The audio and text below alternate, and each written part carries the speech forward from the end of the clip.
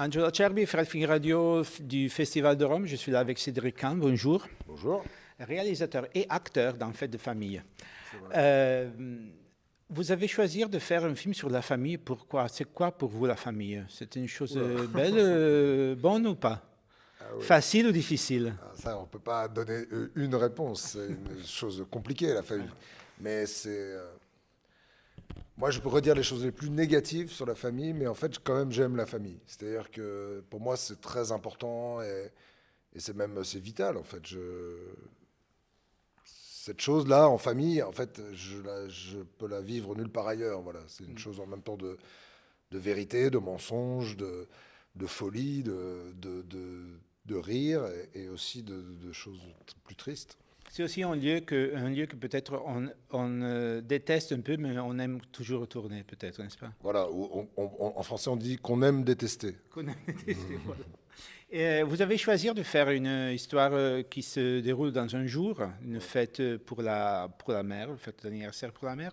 Et il y a deux tons dans ce film. C'est un film très dramatique, un film très, très drôle. Et les deux se mêlent continuellement. Et au niveau de l'écriture et de la direction, comment c'est pratique, ou si ce n'est pas pratique de faire ça, comment vous l'avez géré? En tout cas, le temps très court, le défi, c'était vraiment de pouvoir imaginer la vie entière de cette famille juste en racontant quelques heures. Mais de comprendre que ce qui se passait dans ces heures-là, finalement, c'était l'histoire depuis toujours et pour toujours. Voilà. Donc ça, c'est l'instant pour l'éternité. Et le comique et le tragique, pour moi, c'est complètement naturel parce que c'est ce que je vis dans ma propre famille. C'est vraiment ma vision de la famille. C'est que le tragique et le comique sont comme ça, cohabitent. Et on ne peut pas les séparer, en fait. C'est-à-dire que c'est parce que c'est tragique que c'est tellement comique, et c'est parce que c'est comique que ça devient si tragique. Et donc, c'était naturel pour moi que le film soit à la fois une comédie et un drame. Et on pouvait même, d'une phrase à l'autre, avoir un malaise très fort, ou une situation où on se dit, oh là là, mais qu'est-ce qui se passe? Et puis, hop, on fait trois blagues et c'est terminé. Et pour moi, ça, c'est vraiment la définition de la famille. C'est-à-dire qu'on ment pour survivre, en fait. Et est-ce que vous avez balancé, ou est-ce que vous avez pensé à balancer les deux parties, la comique et la tragique? C'est-à-dire, on met un peu de ça, on met un peu de ça pour balancer, ou ça il s'est déroulé naturellement, disons? Oui, disons que je voulais que le film commence comme une comédie, qu'on se dise c'est pas si grave. Est-ce qu'elle est folle? Est-ce qu'elle est pas folle? Peut-être juste elle est un peu originale, ou peut-être c'est la famille qui est un peu folle. Enfin voilà, donc c'est un peu léger. Et puis à la fin du film, évidemment, on comprend que la situation est beaucoup plus tendue et grave. Donc voilà, on devait aller. Le film va tranquillement vers le drame, mais c'est pas scientifique en fait. On écrit aussi les scénarios de façon un peu instinctive et donc. Tout à coup, à l'intérieur d'une scène très tendue, ben, si je pense à quelque chose de drôle, alors je m'empêche pas. Ouais. Et vous avez choisi de faire un rôle dans un film, le frère aîné, qui est le plus sérieux, disons, celui qui... Le plus chiant. Le plus chiant, oui, c'est ça. Et pourquoi avez-vous choisi de faire l'acteur dans le film, et pourquoi ce rôle-là, spécifiquement? J'ai pas vraiment... En tout cas, si je pouvais jouer dans mon film, je devais jouer un rôle chiant. J'allais pas me donner le beau rôle. Parce que ça, c'est plus drôle. Ouais. Comme le metteur en scène, c'est aussi toujours un peu sur le tournage, c'est aussi le plus chiant.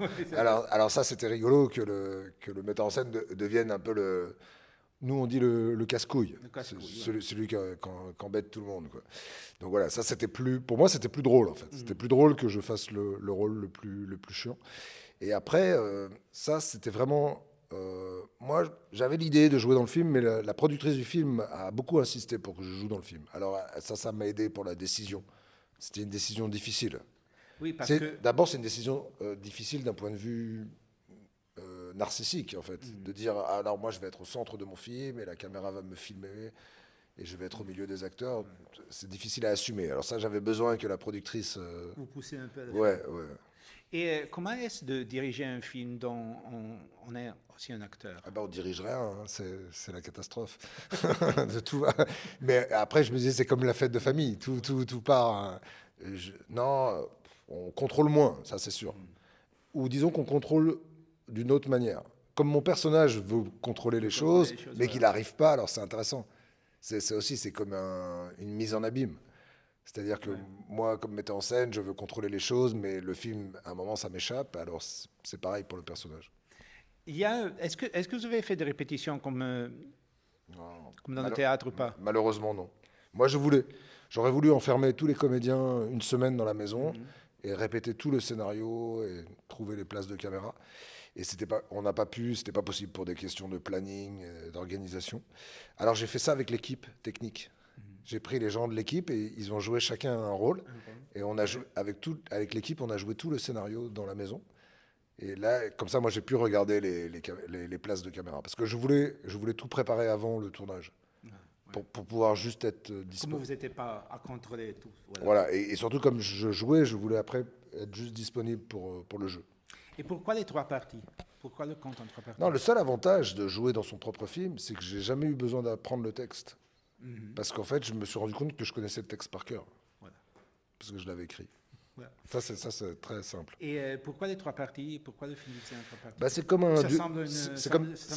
C'est comme du théâtre. Voilà, c'est des actes en fait. Même dans mon scénario, j'avais mis un titre à chaque partie. Voilà. La première partie s'appelait Orage. Après, ça s'appelait Éclaircie. Et après, ça s'appelait Crépuscule. Et donc, c'était comme des moments de météo, mais qui correspondaient aussi à l'état psychologique des personnages. Bon, merci beaucoup à Cédric Kahn pour avoir été avec nous. Je suis Angela Cherby pour Fred Film Radio, le Festival Insider.